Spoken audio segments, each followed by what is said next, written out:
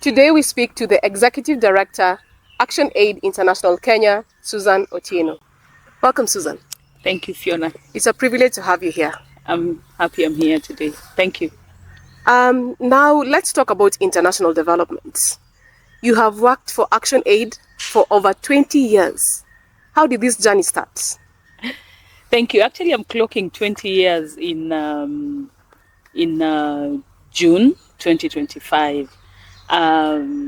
It was a journey that began out of interest to just work with the communities, because in my undergrad, while I was doing my Bachelor of Arts in Economics and Sociology, we had a lecturer who taught us community development. But at the same time, I was also doing economic development, some of the units in the economics, international economics. And so I kept asking myself, how do you connect the global to the local? So I realized the most important thing is to first get to know the local. Then you can now position it or situate it in the global. So before then, I was working for a company that produced water, a Keringet for that matter. It was called Crown Foods, in the credit control department. And my interest was to see how to really get to work with the communities. So in the process of working in credit control, because I have an accounting background as well, I still felt I needed to push a little bit. So I started purposing to get into an organization that is international but works with communities, that has presence not only in Africa, but it has presence globally. So I'd mapped out, funny enough, I'd clearly mapped out. And I remember a friend of mine, when I spoke with her, I told her that, my next employer should be doing 1, 2, 3, 4. So those were some of the things that I said, that they should have presence in the community, but they should also have connections, not only in Africa, but globally. But the people that they work with in the community must be people who are excluded, marginalized, disadvantaged. So I had done that description. And before I went now to ActionAid from Kenya, I went to Africa Biotechnology Trust Africa, where I worked as a finance and admin manager. But the interest in accounting before working with the community was not so propelled in me. So that's how I kept looking out on advertisements, and this job came up. To surprise you, I saw it 3 days after the deadline. But I told myself, let me just apply. You never know, maybe they have not gotten the right person. And true to my words, as I applied, they called me. And I went for the interview. Then they told me, but why do you want to go work in Western? Because the position was in Western Kenya. So I said, I want to work with the community. Because if I'm to see change, the kind of change that would really capture my interest in the development space should be change that touches people in the community. So that's how I went to work in Western Kenya. We had an office in a place called Kiboswa. And Kiboswa is at the border of Kisumu. I know Kiboswa, I've worked there. Oh, sure, good. So that's where we were, our offices were.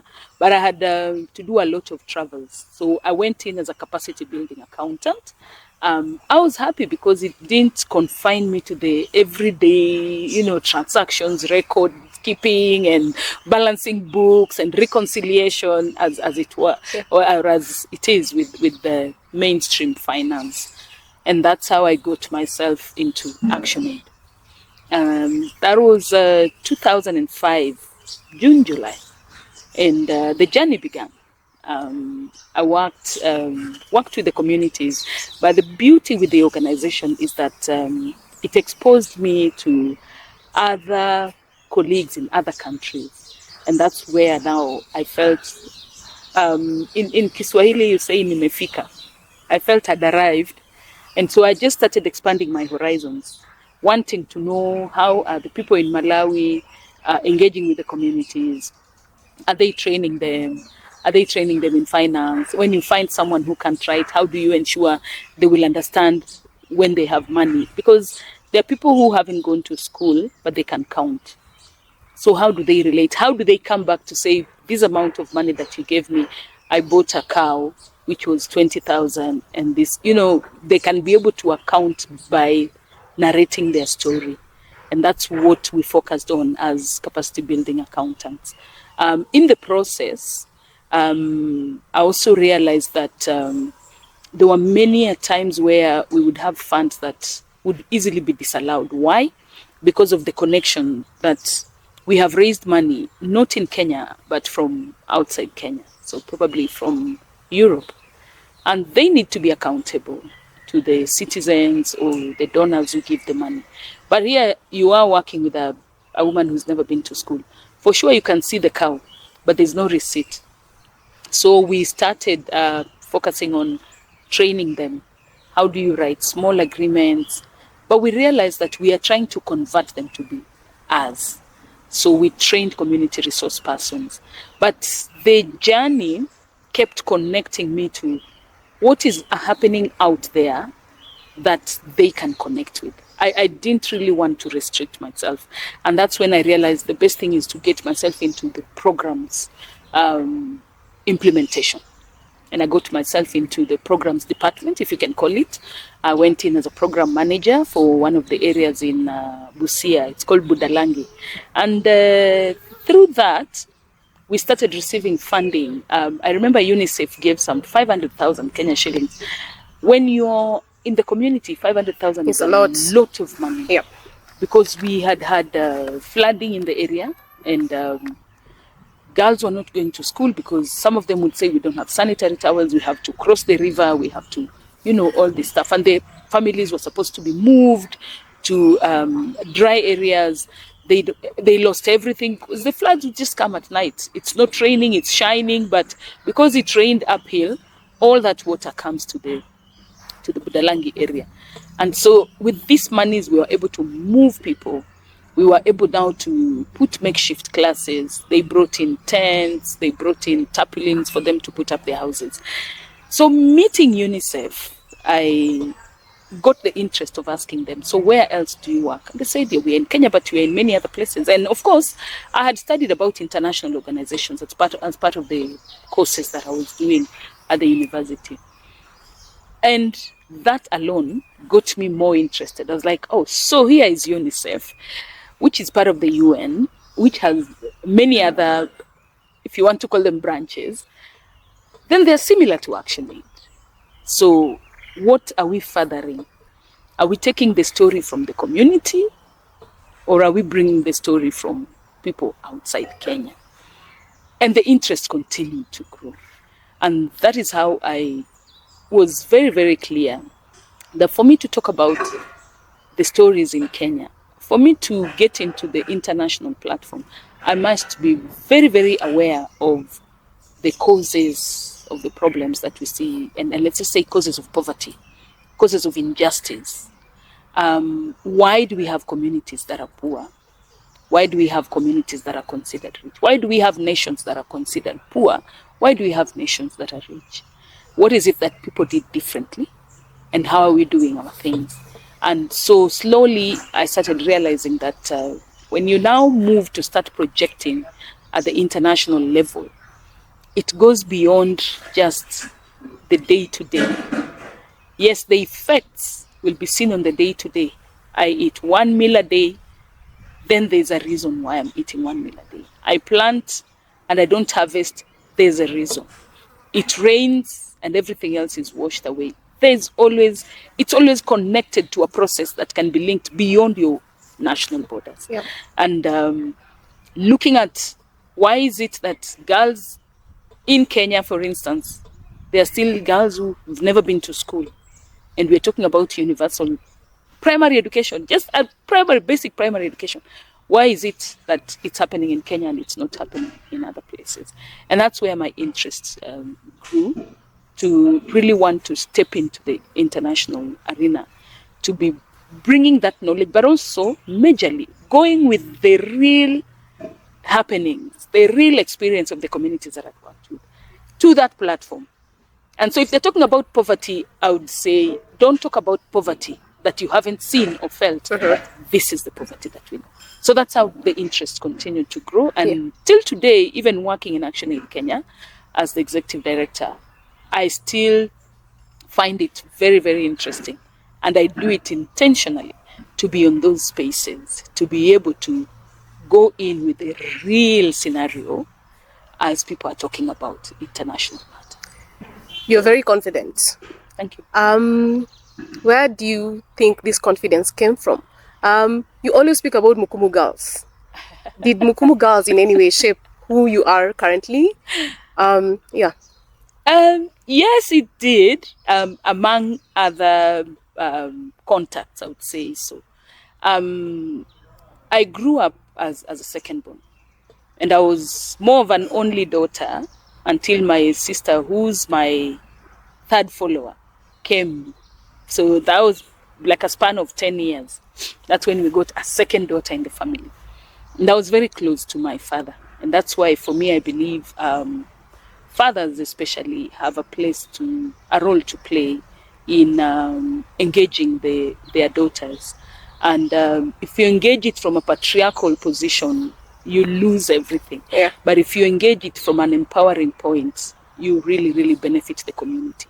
So my father gave me the space. I was born left-handed, I'm still left-handed. He would not allow anyone to criticize me. You wouldn't criticize how I hold the broom. You wouldn't criticize how I write. I have the worst handwriting. I thank God. I'm one of the people who thank God for laptops. And remarkable. Yes, I thank God for all these things, But I have the worst handwriting. And my father allowed me to be me. He would just come to school and say, did she fail? No. Did she pass? Yes. So, and then I loved maths. And maths, if you write 9, it's 9. It's factual. So my father really motivated me. So he's one of the contacts I'm talking about. He safeguarded. He made sure there was space. No one, literally nobody, would come in to make the space small for me. He ensured I was present. I love poems, mashahiri. We used to call them mashahiri. Me too. And now, oh wow, we should do one together. We should. And so I would be given like 8 verses. And I'm expected to cram them because tomorrow a member of parliament is coming, or the DC commissioner then is coming to school, or a visitor is coming to school. I'm expected to cram. And my father would walk me through the night. And the following day I would be so perfect. So that was one of the major contacts. And I thank God. May God rest his soul in peace. Then through primary school, I also had teachers. I was in Webuye AC. By the way, I grew up in Webuye. So you're a Western girl? People say I'm a Western girl. When I speak Swahili, then you'd think I'm a Luya. But I also have Luya blood. My mom is a Luya. My father is a Luo from Siaya. So, yeah, I've grown up in Western Kenya until when I came in search of higher education in Nairobi. And then you went back to Western, worked for a long time in Western Kenya. Yes, I'm Western. I'm Western. That I have to say, I'm proud about it. And so my teachers in primary made sure I was given the space. Yeah, and they didn't give me an easy time. I remember one of our teachers would just beat you for an answer to come out of your head. And so that meant that if you know he's going to pick on you, then you have to prepare. And that helps me a little. Okay. I remember one of our maths teacher, even in high school, he would just make sure if I don't get the answer, then he used to call me a sacrificial lamb. That these things, for you not to give me the answer, I'll beat you on behalf of the class. A class of 40 people, so I would be beaten as a sacrificial lamb. So it prompted me. But the confidence is the space that I would find. I was in mashahiri, I was in drama, I was in choir. I did nearly everything until my father came to school and said, I just want her in one thing and then she needs to be reading. Was it because of the outings? Not because of the outings. I was just multifaceted, an outgoing, maybe gifted child. Okay. Yes, so I took advantage of that. Great. But the confidence majorly now is when I go to Mukumu Girls. Now it's called Sacred Heart, and I found the principal, Sister Rita. She also passed away, and She was so bold, so confident. Sister walked like a peacock. Like nothing could stop her. She spoke so confidently. And there's a book she used to read, and she'd say, the writer says, and the book was called Willpower. We are still searching for that book. If I can get it, I'll be so happy. And she would read to us about willpower.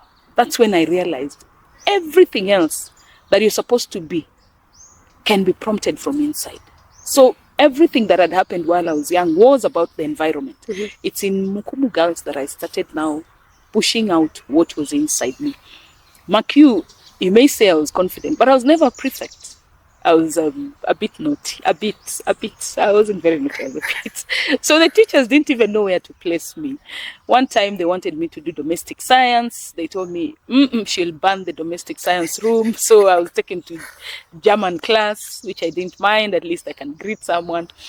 Then another time they wanted to, I was just told that people proposed my name and they said, let's give her the toughest place. So outside the dining hall, there's a space. We used to call it scullery. I don't know how they call it today. And that's where people would wash pans, plates. And so it would be very dirty. And people thought that's what we need to give her. So she can wash, she can supervise, plus the drainage. When the list got there, I said, no, not this one. This one is too naughty to be a prefect. But I think it helped me because then I think that's where now I became a common person and started defending common people. And that's how I grew into my activism today. And through it, I saw myself really growing as a person. I would speak on behalf of others. You should have been a journalist. No. That's what we do. We speak for the voiceless people in society. No, you hear them. Write their stories. You write their stories. No, for me, it's when you can't speak, I would easily speak. And let me tell you a story when I was young. When we were young with my brother. So my elder brother, we just have a gap of... he was born March 3rd, 1973, and I was born in November. So like almost 2 years gap. 2 is even 1.5, I would say. And so we would be walking, we would walk to school and we get tired. And I would see a police vehicle and I would just stop it and say, please give me a lift with my brother. And my brother would not speak. And we would get into the vehicle and drop us here. Who does that? Your parents didn't warn you against... Even if they did, but we still got the list. We wouldn't tell them we would be taking lifts or rides to school.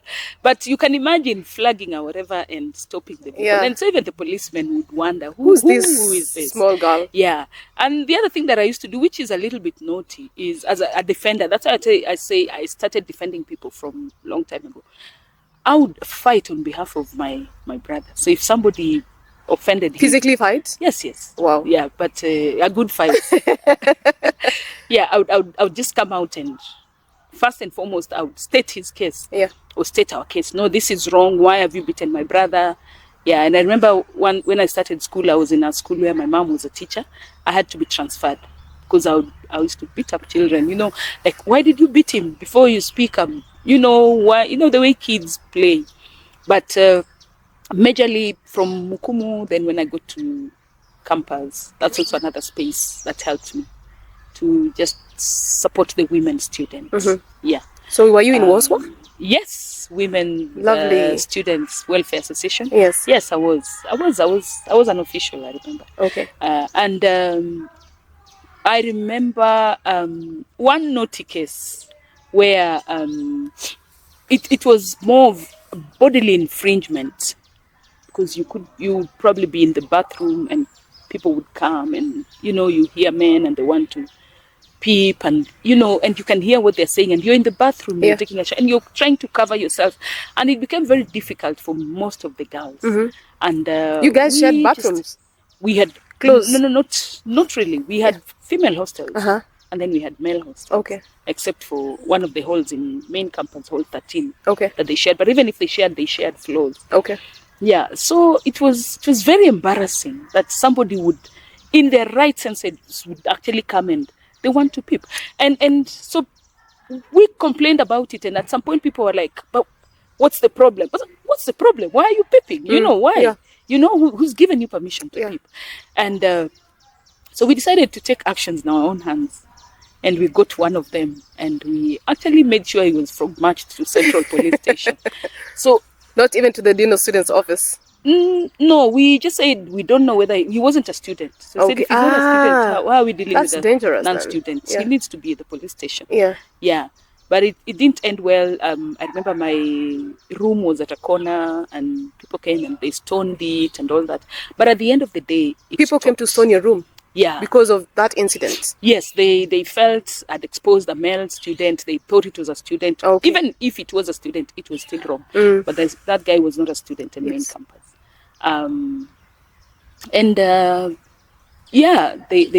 But I still stood firm.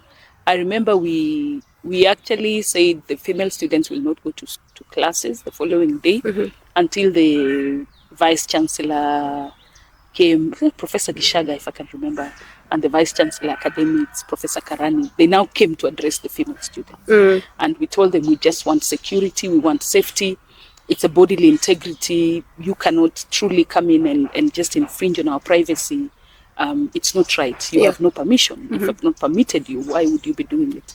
And so that now put together and being in ActionAid, and ActionAid had now moved into implementation on the human rights. Then I realized what I went through as a child helped to build that confidence. And that's how I've remained doing what I'm doing and still enjoying what I do. Splendid. Yes. So my question is, having risen from the levels of programmatic staff to the executive director's position, of course, when you are still in the programmatic staff, you say things about, if I was the ED, this is how I will do things differently. So are you doing things differently? It's really not about doing things differently. What I admired was the fact that they were out there. And that is probably something that I'm also working on. For me, leadership has always been defined by what can I do out there. And so being in an office sometimes, and it may appear confining if I have to stay in the office the whole month. I just feel there's something I can do out there. There are people I can reach out to. There's a position I can counter. There's a policy we can interrogate, there are leaders we need to engage, we need to influence. So while I enjoy the internal works in the office, talking to my colleagues, helping them, because I really enjoy building people's capacity. I enjoy motivating people. I enjoy lifting people up, because I feel you can't be in the space alone. But the most area that I've found myself thriving is external engagement. So while in the junior roles, I kept telling myself, I think one day I should head this organization. I didn't know. I remember one time in 2018, we were in a meeting in Rwanda with the then executive director. He was from India. And we were asked to say who and where we wanted to be in the next 2 or 3 years, like part of your introduction. And he spoke, and then 2 people, and then I spoke, and I said, no, in 2-3 years, I want BJ's job. And he looked at me and said, oh, you're firing me. I said, no, I don't have the powers to fire you, but it's what I admire. So you can see it was in me, despite what I'd said, that I was never a prefect in school. Never. But that's how I encourage people. Leadership, not everyone ought to be a leader at a particular time, but time will always come. Then you have to be very alert when the time comes so that you don't miss it. Yes. Because many people have gone in prematurely. They fail as leaders, or they've gone in and didn't get the support, or they still go in as mature people, but the environment is not as receptive, then they fail as leaders. Yes. So for me, if you ask me, did it have to wait? Because I've been in leadership for 5 years now. Did you have to stay there for 14 years? For you to be the ED? No, not really. It was just the right time. Yeah. And it's something I kept saying. Yeah, I think if I'm a leader, I'd love to do what they were doing. I looked more at what they were doing, the opportunities they were doing. Joining ActionAid, within a year we had the banana orange, the constitution, if you can remember. Yes, 2005. Yes, we had the banana and the orange, and I remember ActionAid was very clear. We are eating the orange. And very vocal. We were very vocal. We went into 210 constituencies then to tell people, vote no. Yes. Because one, our constituency is women. Yes. In the communities, yes. Marginalized women, excluded women, women who've suffered violence, women who've been excluded from education, women who've been excluded from economic development. So we were looking at this constitution. There was no place for them to own land. The constitution at that time, women were not persons in this country. Okay, I'm just saying it lightly. Yeah. It just appeared that women were not persons. Yeah. You know, if I needed an ID, I had to go through my father's file or my husband's file. Or, women were not persons. And so for me, that constitution was not anything I would have wanted to support. Yeah. But seeing how we went out to tell people, you're saying no on facts. Yes. We were not political. We were not against anyone, yes, but we were against what was not going to work for women. Yes. And so I saw how people were leaders. It was not only the executive directors who were holding those positions. Yes. Even the heads of departments, the thought drivers, the think tanks whom we brought together. There were lawyers who were brought together. Just seeing them argue out a case and presenting it before people. The community workers, and most importantly, the women that we'd worked with, seeing them now coming out to speak on their behalf and just saying, I can't own land because land in our community is owned by men. My husband died. I was disinherited. I was sent away. My sons have come back. They want land. They can't have land because I did not secure that land. Why? Because culturally you cannot own land. Yeah. So all these things were missing in the constitution. But seeing that fire, I said, yeah, this is something I'd love to do. So I would say the leadership has been prompted by the experiences that I've had, yes, the people that I've met. Yes. I push myself to engage with any leader, yes, who I come across. Yes. And I always just have one question for them. How do I remain focused? So I would ask them, as a leader, how do you remain focused? Yes. Yeah. Last 2 weeks, I remember I met, I think he's not the chair, the Secretary General for one of a global organization as well. And I asked him, so how do you remain focused? And he told me, where is your focus? Yes. I said, strategic, up there. And said, yeah, so now define it.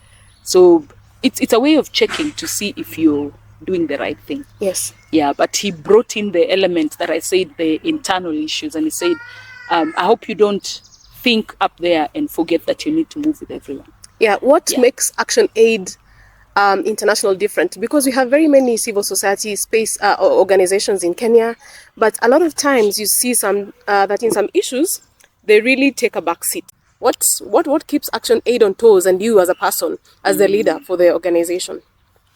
So when you join ActionAid, you're told that an ActionAider is a capacity builder, a rights defender, and an advocate. Those three people don't sit down. They speak, they act, they join the rest. So as a rights defender, then it's not your rights. Of course, even your rights, you can fight for them. But what's important is, how are you looking out for the people who are marginalized, whose rights have been trampled over? How are you looking out for them? How are you representing them? But most importantly is, how are you enabling them, giving them a voice and supporting them to come and take up the space? So you create the space, but you don't stay in it. You train them to speak and you allow them to speak. Okay. And that's what we do, because at ActionAid there's what we call human rights-based approach. It's a programming approach that looks at an individual as a rights holder, And as you look at an individual as a rights holder, you also look at who is the duty bearer. And then you go ahead to engage with the duty bearer, whether they understand about the duty. And if they don't, you also work with them on building their capacity. And then you also work with the rights holders to be able to claim their rights. Yeah. But you also need to know that as a rights holder, you're also a duty bearer. Yes. Because many a times people have stood on the sides and said, I'm a rights holder, and they don't know they have a duty. So you also have to be very clear on what kind of capacity are you building. Okay. How are you connecting them? How are you creating the space for them to actualize themselves? People look at an advocate or a champion of rights as they feel it's a violent process. And that's why most organizations would rather not come out. But when you look at it from the existing legislative frameworks, you find that when you're putting a demand on what is already provided for legislatively, then you're simply stating a fact. But you also know that power is an issue. And power is why we have people marginalized, and we have those who appear to be having power over others. So even the people who are marginalized, they have power. Yes. They may not have power over others, but they have power within. And that's what you help them to bring it out as a voice, to speak, to ask, to demand for what is there, what is just. Then power with, when they come together, they can also come and say, no, it's not only me. Even this lady in this place and that place, but they're facing the same problem. So we are many. So they demand. And then there's also the element of power too. After you've built the numbers, you can now seek to influence. Whenever you challenge power, there's always the resistance. And I think it's that resistance that normally appear or causes what we may want to call violence. But it's never the intentions of any advocate to push for a violent mechanism. In fact, violence is now usually a result of the resistance. When people are placing their demands, they don't just start even on the streets. Yes. You'll always find people in closed doors, they talk, they speak to each other, because everyone is counting the losses of not doing things right. And at the end of the day, a quick agreement, consideration through a participatory decision-making process really brings a lot of peace. Yeah, and it's usually the best way to go about it. Have you ever been arrested? Traffic offenses. No, as part of the work that you do, being No. vocal and actually. I can't call it luckily, no. I can't say I'm unlucky that I haven't been arrested, but it just, Not yet. it has no, I can't say also not yet, because I don't see why I need to be arrested. It would be an injustice. Yeah, arrest me if I've committed an offense. Yeah, but I mean, even the people, the activists who are arrested, sometimes I just say they were not arrested. They just took them in, because they haven't committed any crime. Yes. Yeah, they're just asking for their right. Criminals are known, honestly. Well, some people are arrested, but they're not criminals. So, is that yeah? Okay, so now if you go to the legal terms, we will say, yeah, you are arrested, but you are not a criminal. yes. Yeah, it has to be proven. Yeah, you're innocent until proven guilty. Yeah. Yeah. So, while going through what ActionAid has done over 20 years being in the international development sphere, what are some of the impacts of the programs that you have done to just ensure that we have more women leaders in this country? Yeah, I can tell you, and I probably may not even mention numbers, but we have women who've held CS positions, cabinet secretary positions. Before we used to call them ministers. We have women who've held permanent secretary positions. We have women who've headed parastatals. We have women who've been in the county assembly, and they are still in the county assembly. We have women who are holding local offices back at home. They are either chiefs, or they are village elders, or they are in village committees. We have them all over. And I've never been to a single meeting and failed to hear someone tell me, oh, you work for ActionAid. This is what ActionAid did for me. I've never failed to see anyone. Either it's a child who was sponsored while they were young, and now it's either a doctor or a lecturer, and they talk about it. I've never seen women who we are having a women's gathering, whether it's at national level or county level or local level, who will never come to speak and say, I am here because I interacted with ActionAid. Mm-hmm. So in terms of empowerment, the voice, as I spoke about it, giving them the space. One of the things that I do also as an individual, whenever possible and when budgets allow, I hardly travel alone. Because I also tell people that when you're listing the women who've benefited from the work that ActionAid has done, I am a beneficiary. Yes. Yeah, because I've grown as a person, I've grown as a leader. Mm-hmm. So I'm a beneficiary as well.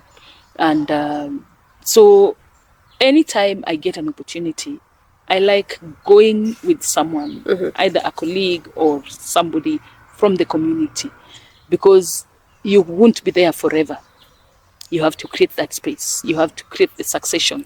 Sometimes people think succession is about you holding hands of someone who will get into your office. It's not. Yeah. You can be a leader anywhere. Mm. So succession is also to take up the space when there's no one, you know? Mm-hmm. Yeah. So if I'm not there to talk about, to conduct a media interview. Yes. Can you speak while you are in Tiati? Will you be able to speak? That for me is leadership. And we've done a lot of that. Okay. If you go to the areas where we've been, political leadership also, we've had women, and the reason why I'm looking at the MCAs, it's because we got women who didn't even have high school, secondary certificates. And so people had written them off. And when they started heading these small groups that they formed, people still never considered them to be leaders beyond the small groups. Yes. Even their own family members. And slowly they've gone back to school and they became MCAs and they've become members of parliament and they are there. The reason why I'm saying I can't bring the names and all that, yeah. It would be good when they come out and speak about the stories themselves. Yes. Because they will tell you what was the impact. So focusing on women, and that's why we focus on women as ActionAid, because being in this country for over 52 years, we've seen that if you focus on a woman, you're changing the society. And it's when you're talking of a balance that we have everybody else here, but the women are below because of culture, patriarchy. And so we need to see how to lift them, at least to where everybody else is, and then let the competition continue. So we've really focused on getting barriers out of the way, mm-hmm. Especially illiteracy. We've focused on economic empowerment. We've focused on creating the space, because culturally there are certain communities, even if you go today, mm-hmm. and you said you wanted to meet with women, the men will come. And they'll come and they will speak. Yeah. And the women will be seated under a tree, waiting for you to say, now I want to go talk to the women. Mm-hmm. If you don't say so, yeah. That will be a women's meeting, according to them, that ended because the women came, but they sat under a tree. Mm.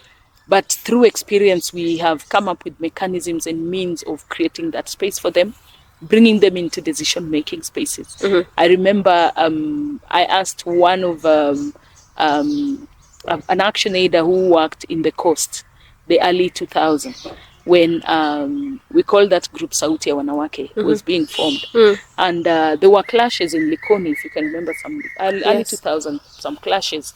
And they went and met. They called for meetings, they met men, called for meetings. But one of the boys who stood and spoke and said, I'm speaking because my mother was affected. My mother was, she sustained injuries, but I'm speaking on behalf of my mother. Yeah. And this ActionAid staff said, where is your mother? He says, she's at home. Can she come tomorrow? Mm-hmm. And the boy said, yes, I'll talk to her. Mm-hmm. The mother came, but didn't come to the meeting. Yeah. I mean, cultures are different. Yes. if you go to Nyanza and say you want women, women will come. They will come in Women droves. will come, you know. But here you're in the coast. Yes. They came and they sat very far. Yeah. And when she went and talked to her, she said, no. We want our meeting after you finished your meeting. We want our meeting. So which means it was a community meeting, but it wasn't a women's meeting. Yes. And so after that meeting, she went and sat with them.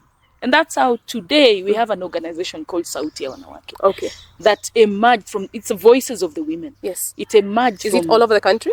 it's in coast, Sauti ya Wanawake Pwani. Okay. It covers the entire coast. You can't walk into anywhere in coast and not find a Sauti ya Wanawake. And we are proud because it's now a national organization. It's being run professionally, and it's delivering on its mandate really, really well. But it started by just women saying, Malizeni, and then come and talk to us. Yeah. And from that, other organizations have been born. If you go to Western Kenya, we have what we call Pambazuko la Wanawake Magharibi. It's also another voice for the women. You go to Eastern, in Embu, you have Mwangaza, you know, many other organizations. You go to Kajiado. Women are just saying, we want to come together. We have something to do. We can do. Yes. Give us the opportunity. Give us the space. And that's what we continue to champion beyond the borders of this country as ActionAid. That whatever we do is to see how to create that space, equal opportunity. Yes. Fight the injustices, ensure that even in education they are not left behind, ensure that they can make choices that suit them, not because they are women, but because they have the capability to make those choices. Despite all this having been achieved in Kenya, we still are lagging behind compared to, for example, Rwanda. The number of women MPs, you know, in parliament in Rwanda compared to Kenya. And of course, when you listen to women members of parliament, they speak about how difficult it is. What more can be done to enhance women's participation in leadership in this country? Yeah, that's a good question. I love my country. I'll start by saying that I love my country. Even if you are to compare the women politicians in Kenya with the women in Rwanda, the impact that the women politicians in Kenya have made is quite huge. I'll start by saying that. And I love what they do. In politics, people get into power through elections, majorly, other than the appointive position. Yes. We started off by ensuring that the Constitution of Kenya 2010 provided for not more than 2/3 gender rule. Yes. That one gender should not dominate 2/3 and beyond in leadership. But we still see it. So until the day Kenya will accept that we cannot run away from getting a formula to implement that constitutional provision. Yes. So we have to implement that. We have to look at how to achieve it. We have to look at the formula. And that formula was supposed to have a sunset clause, that it was supposed to last for a particular period, but it's not even been implemented. Yes. So, more than 10 years? Yes, more than 10 years, over 10 years. So how do you expect us to be talking about achievements within the Constitution? Yes. The president, I think towards end of 2023 or early 2024, he issued a memo to the speakers of the two assemblies, both the Senate and the National Assembly, that they need to work with him to work on that and ensure that both the assemblies are able to implement or institute it. A task force was formed. So it's about political goodwill, and the political goodwill comes in when the numbers have not been met. Okay. But before political goodwill, it's also about the political parties. I mean, there's something we call strongholds. It's there. How do we work with the strongholds, quote unquote, to ensure that we have women in power? We have strongholds. You look at a political party, it has mandate in a particular area. Why don't we be deliberate about it? But even when we're talking about being deliberate about it, if you look at the areas that women have been given leadership, even counties, the 7 counties, you find that majority of them are doing very well. Why don't we allow the community to use that knowledge, to access that knowledge and appreciate women leadership? Secondly, other than political goodwill, which comes in through the political parties and also the appointive and nominative positions, and then the second one was the constitution. The third, not the second. The third element is how do we ensure that the environment, that the grounds are leveled? Because there are so many barriers that are placed against women. So many barriers. When you want to go into politics as a woman, that's when people will start asking themselves, is she married, not married? How is she living in her house? People will look under your chairs, under your bed. You wonder how they get to know. They'll talk of your kitchen. They'll talk of everything else. The day they hear you want to become a politician. But we have men at the same time. Why aren't people looking at that? Mm-hmm. People will want to talk about your family, but we have men at the same time. Mm.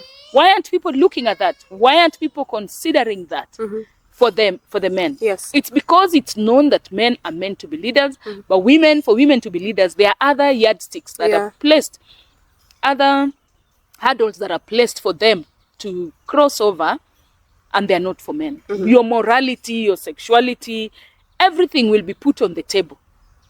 Yet in true sense, you are a better leader than that male counterpart. Mm-hmm. And then just the communities have been socialized that men are meant to be leaders. So for you to be voted even in your own home area, yes, you have to do 3, 4, 5 times more than what the men will do. Or sometimes they even tell you, go to the place where you're married. They will want to ask you to go to a place where you're married. Some will tell you, no, here where you've come, it's men who are meant to lead. So wewe tulia, that's how they would say, wewe tulia.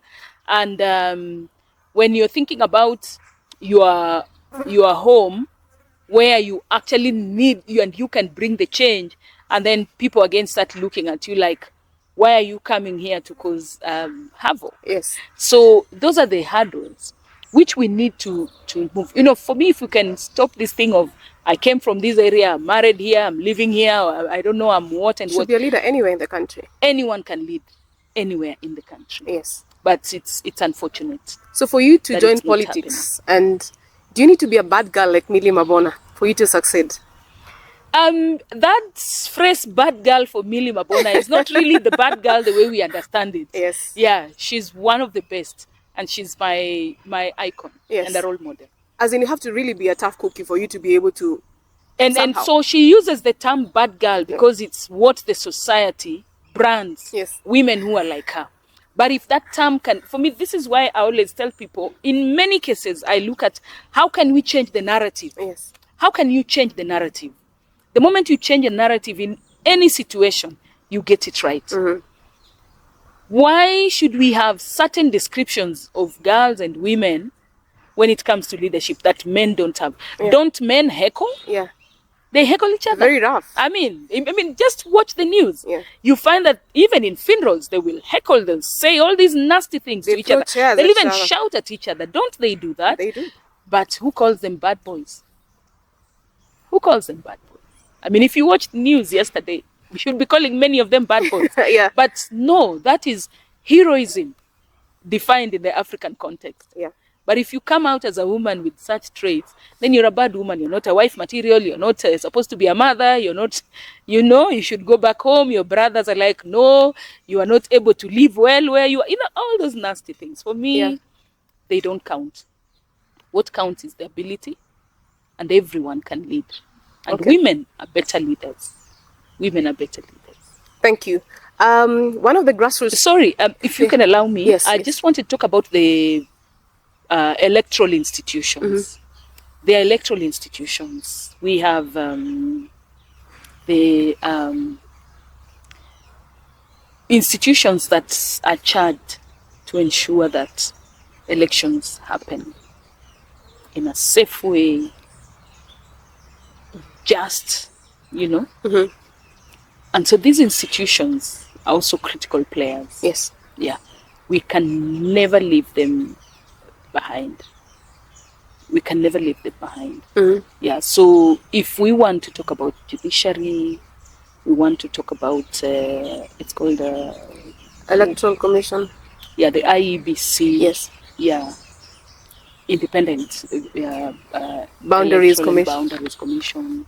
If you want to talk about the office of the political parties, I'm trying to get the name,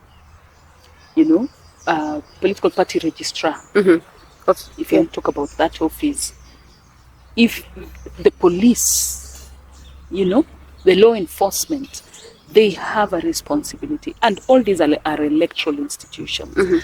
How do we involve them? And finally, African elections and Kenyan elections.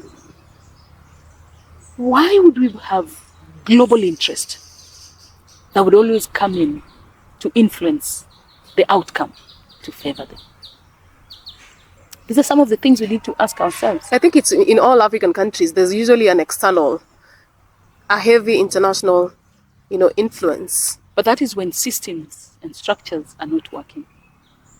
So we need to strengthen our systems. We need to strengthen our structures. I've never seen where Kenya will go to determine or influence what the US is doing in terms of electing leaders. Yeah. And those are the disadvantages of globalization, of internationalization, because they're just quite a hell of disadvantage.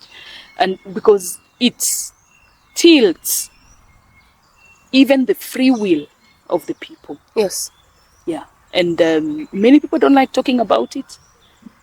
Governments don't like coming out. But at that point, you realize that whether it was Europe or Americas, people were doing it for their own interest, to open up the continent to trade, which is really not recommended.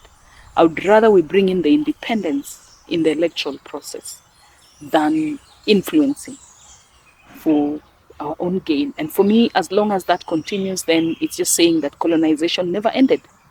Yeah, it never ended. Exactly. Yeah. Well, we've seen a couple of leaders. We now have the head of judiciary is a lady. Registrar for political parties is a lady. Yeah. Perhaps we should have a lady also as the IEBC chair when that is constituted next. It's overdue. It's overdue. I think that's, if you ask me if it's a message that I would want to pass to the powers that be. Yes, it's overdue. And we have so many women who can do it. We even need them to head the military and head the police. It's overdue. The women are there. Do you think women are confident enough to head such, politically heated and quite sensitive? How will you know they're confident if you don't give them the space? And how will you know they're confident if you don't ensure that the grounds are leveled? They are available. They are present. They can do it. Yeah, it is doable. It is possible. And if the grounds are leveled, women will take over to lead and to head those positions. Thank you. I also got interested when you spoke about education. And one of the projects that you have done at ActionAid was establishing catch-up centers for out-of-school girls. You have provided startup kits for entrepreneurship and improved school infrastructure to enhance education access. Tell us a bit more about this. So when I was growing up, and I think it's probably the same today, though sometimes when I talk to my children, they tend to argue, would be told education is the key. Okay, now we want to ask key to what, to where, and but education is the key. Education increases the confidence. It increases your understanding, your awareness of your environment, and therefore it's a critical component of life. Yes. The Out of School Girls program that was funded by FCDO was a program that caused even ActionAid to realize that while we focused on girls who were in school, who had already managed to go through the barriers to get to school, there were others who failed to get in. Okay. There were others who were pulled out at a young age, at a tender age. They were pulled out. There were others who culture could not allow them to continue. Yeah. Especially areas where girls get married at 11, 12, 13, 14. A girl is married and she's still playing the games we used to play at her husband's home. Yes. Until the age when they'll say now she's ready to become a wife. I mean, it's saddening. And we realized that there were so many. At first, even for us, when we were designing the program, we were not believing that it's possible. Until when we brought some of these girls from Kilifi, Isiolo, Migori, Kisumu to just sit with us and talk to us. And even Nairobi is when we realized that we have many of them who cannot read or write. But here they are, the opportunities, they say equal opportunities for all. Yeah. Put to impact around 5,200 girls after 4.5 years. And these girls could write. What we focused on, and the catch-up center was quite an innovation, because what we focused on was that in the catch-up centers, they could go in and learn how to just write. So that's literacy, English and Swahili, and then numeracy. Mm-hmm. And the moment they did that, we enabled them now to exercise decision making, because you realize that you can be talking to a woman who's 24 years and she has never made any decision in her life. The decision to go to school and when to go to school and where was made for her. The decision to drop out of school was made for her. The decision to get married and who to marry was made for her. The decision on how many children she was going to have was made for her. I mean, every other decision. And so when we gave that opportunity for them to try and exercise the freedom that they were getting by being able to read and write. And we gave them pathways. There was a formal pathway and informal pathway. Mm-hmm. And the formal pathway, you would choose whether you want to go back to school. So if you dropped out of school in class 2 mm-hmm. and you're 15, it doesn't make sense going back to class 2. Mm-hmm. But through the catch-up center, there's what we call accelerated learning. You would now go in class 6 or 7. You know, now they are grades. Yeah. Yes. So you'd go in at an appropriate grade by your age. Mm-hmm. And you also find, because the women said, we don't want to go back to school because if I go to class 2, my children are in class 2. Mm-hmm. So, but if they did the accelerated learning, which is also part of what we've been trying to work with the Ministry of Education for them to adopt it. Yes. To help even the students who are in school. Mm-hmm. And that's how they would go in and say, now I'm ready to go and do my exams mm-hmm. at 17. Mm-hmm. And they went and did their primary exams and went in for secondary school. So that was one pathway. But there are those who said, and that was the formal pathway. Mm-hmm. Then the informal pathway, they said, no, I don't want to go back to school. I am 19. I can't go back to class 2. I can't go back to class 7. Yeah. I'm okay. What I want is, how can I earn a living? And then in there, then you choose whether they want to learn a skill, okay. apprenticeship, or take them to a college. And one of the interesting things is that we had almost 500 girls who are also living with disability, which you realize that is also a barrier on top of a barrier. Mm-hmm. You know, you're a woman, the society would prefer a boy to go to school and not a girl. Yeah. And then you're living with disability. Yes. That's another barrier. So we went out from people and girls who were facing multiple barriers. And that's how we managed to get over 5,200 girls. Okay.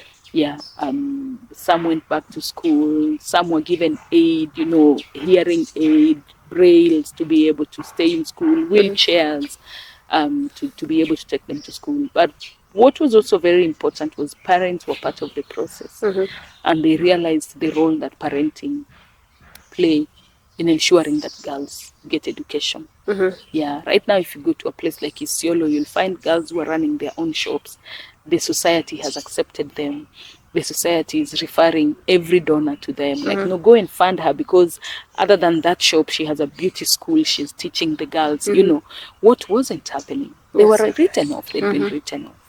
Yeah, so that's how education is very, very critical. Mm-hmm. And I would still say education is the key, after reciting all these Mashahirian poems. Yeah. Education is the key. Definitely. So, of course, after doing all this great work on the ground with women and girls, how do we now ensure that, for example, the policies in the education are somehow enhanced to ensure that this is not just the work of the international organizations, but also the government's role to ensure that this is done properly? One of the things that we do as an organization, and it's within the human rights-based approach, is to ensure that the policy angle is part of the program design. Because when you get it right with policy, it impacts the entire country. When you miss it with policy, Yes. then you only have a program that you can model in the area where you implemented it, Yes. and that's it. Yes. And so what we do is to ensure that the modeling that we do in a particular area, because of the funding that is available, it's augmented by enshrining what we get into the policy, the results, the outcomes into policy. Yes. Ensuring that the government is ready to take in the learnings and improve for the benefit of everybody else. Like the conversations on accelerated learning. If it's adopted, if it's taken in and it's well structured, the return to school policy, I remember ActionAid was very critical on that. That if a girl got pregnant, why would she stay at home? Yes. Continue with school. The baby comes once and the baby is out and you go back, do your exams. Why would I stop going to school just because I got pregnant? Is it my brain or my stomach? You know, my womb that is sits in class. So, and many girls have been able to further their education because of that. The sanitary towels, free sanitary towels in schools, you know, those things have really changed the lives. And it's because they've been embedded in policy, pieces of legislation, their guidelines, you know, violence, ending violence in school. You know, I mean, when circular would just be released, that if you're found, even as a teacher, violating, sexually abusing a schoolgirl, impregnating, I mean, direct interdiction. When those circulars were issued, numbers started going down. But we still have people who are still violating girls, not in schools, not at home, not on their way to school. It's still on, and I think that is now an issue of enforcement. So legislation is good. We have really worked around it, even as an organization, and not just as ActionAid, but many other organizations that we've worked with. We've built consortiums with them, we've built coalitions with them, and really pushed the agenda. And we've seen changes in the education sector, and that can happen. Yes. In sectors. So enforcement is really critical. Yeah. Another aspect that I'd like to talk about is youth unemployment in the country. In June, we saw what happened in this country. We had a lot of young people going to the streets because of the punitive legislation that was being forced into our throats. A lot of young people are unemployed in this country. Actually, I'm looking at the Kenya National Bureau of Statistics report that says the young people under the ages, between the ages of 20 to 24 are the highest unemployed at 16%. And ActionAid has also done a lot of work to try and enhance the skills for the young people so that they can be able to really enter the job market and make headway in their lives. What should be done better? What can be done better? Yeah, so as usual, I will always start by clarifying. You love your country. That the young people, I love my country. I'm Kenyan and I cannot be anything else. Yes. The young people did not go to the streets to cause chaos. The chaos was a reaction, which ought not to have happened. The young people went to the streets to protest what they had protested in boardrooms. They had presented to the parliamentary committee. I remember as ActionAid working with one coalition that we are part of. We call it Okoa Uchumi. We had nearly a 46-pager of contribution that we made, and very little went in. A lot did not go in. The young people went to the streets because they realized that if the bill became an act, then it wasn't going to favor them. And not only them, they also went to the streets on behalf of their parents. They are going to the streets was to speak to those who are not listening. So they didn't go to the street because they were young people. They went to speak so that the country could be heard. Yes. the citizens of Kenya could be heard. So I don't even call them demonstrations. I call them citizens' action. The citizens wanted to be heard, and they were heard. There were changes. The protests were done regarding even lifestyle, the flamboyant lifestyle that was being flaunted with no apology. I mean, that had to stop. Morality is very critical in leadership. And so when you're doing that, and we have a boy who has finished university and has no job, but you're talking about a belt of 80,000. Yes. Of course, this politician who talked about a belt of 80,000 also worked for ActionAid at some point. Yeah. Okay. Yeah. It was offensive because we didn't see humility in the leaders. And that was part of what was very offensive. But secondly, what had been presented by even the demands that the young people made was not taken in. And this is why there was resistance. So as I said, resistance will always come in if people are not heard. But if you challenge power, there will also be resistance.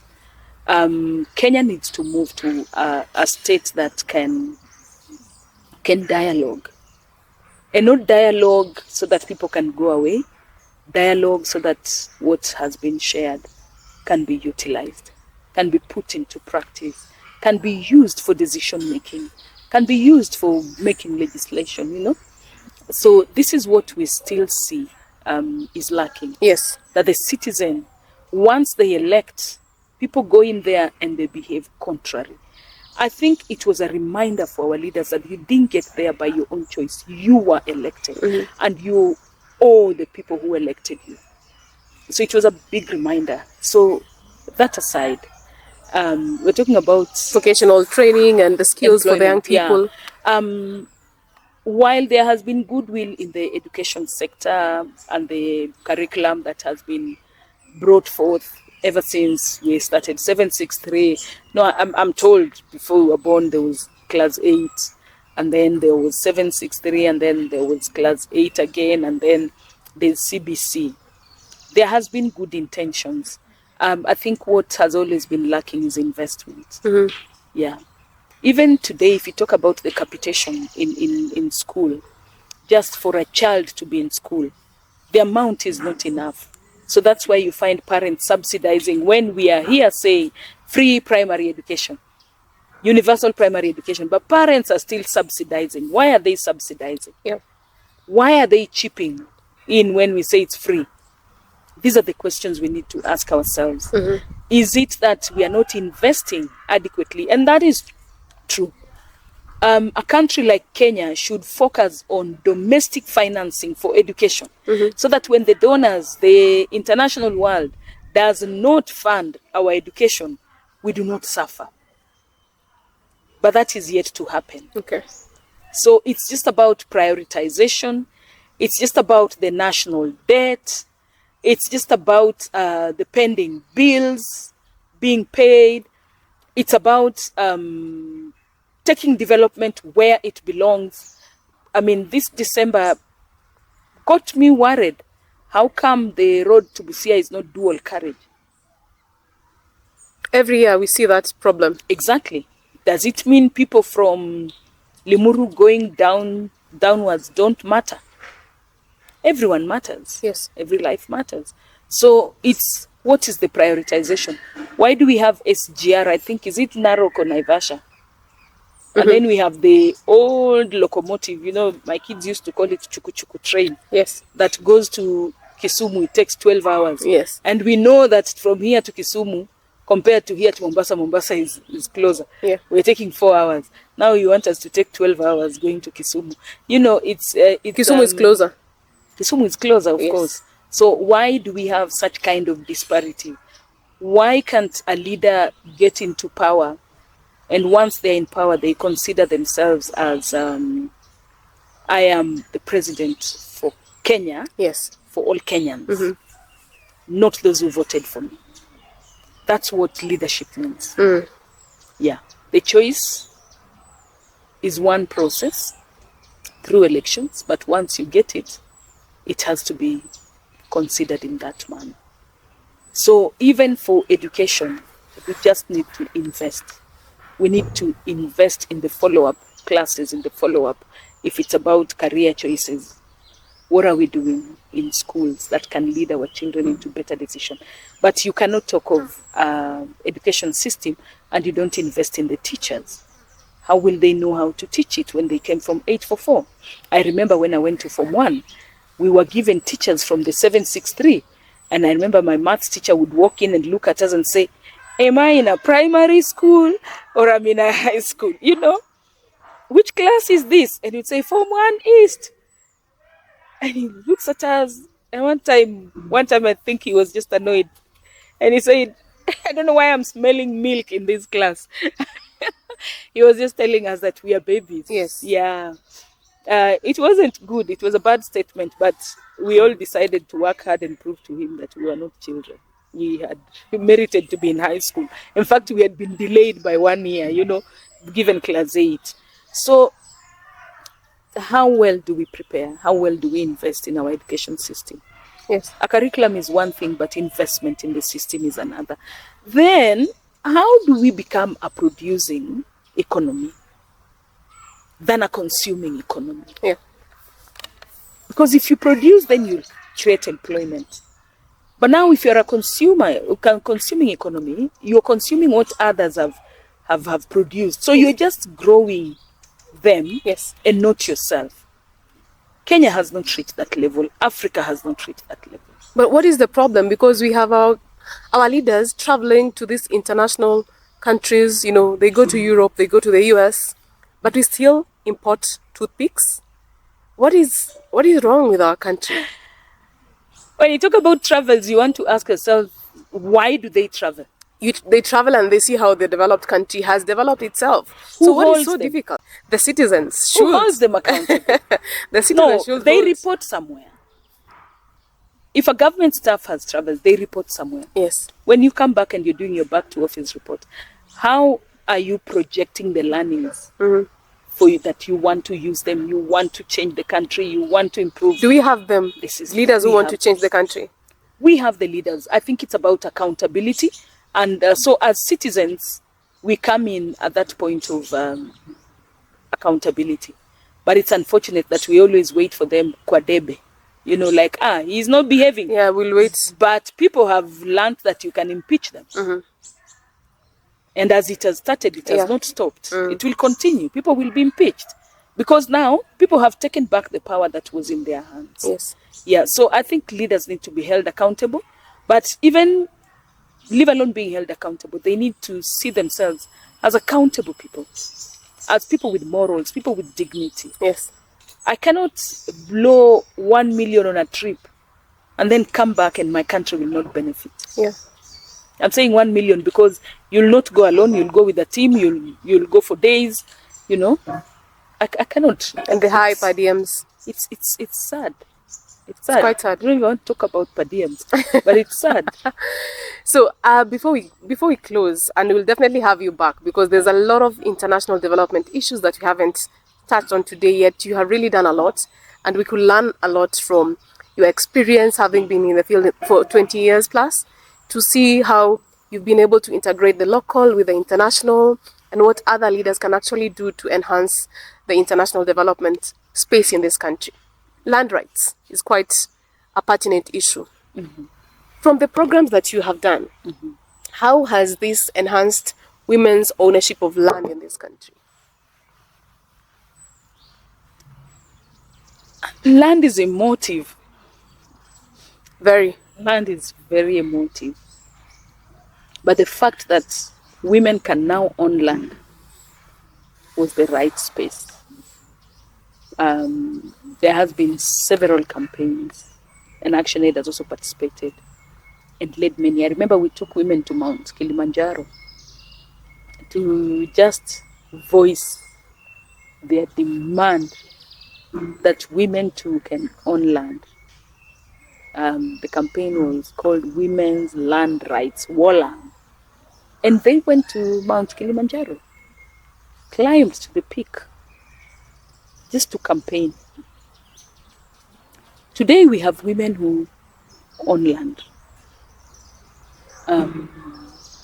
But access, the productivity of the land is also something in question, because you need resources to make the land productive. Yeah.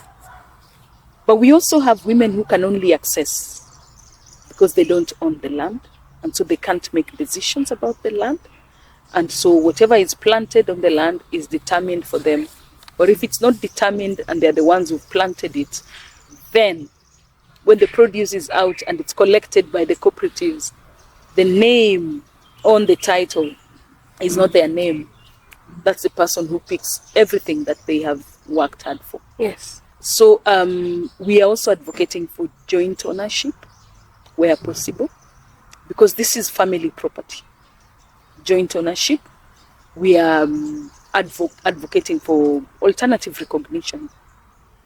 If I'm a widow and the land has not been transferred, but it's clear from the family and the local leaders that have been tilling and accessing the land, it ought to be recognized and processes facilitated. Most of the land in this country is yet to be documented for information. Oh. Yes, yet to be documented, especially Western Kenya. Land is yet to be documented. And so if you're missing title, yet it's the beginning of recognition. So we've tried as much as possible, but also to build the women's appreciation that they can also invest in land.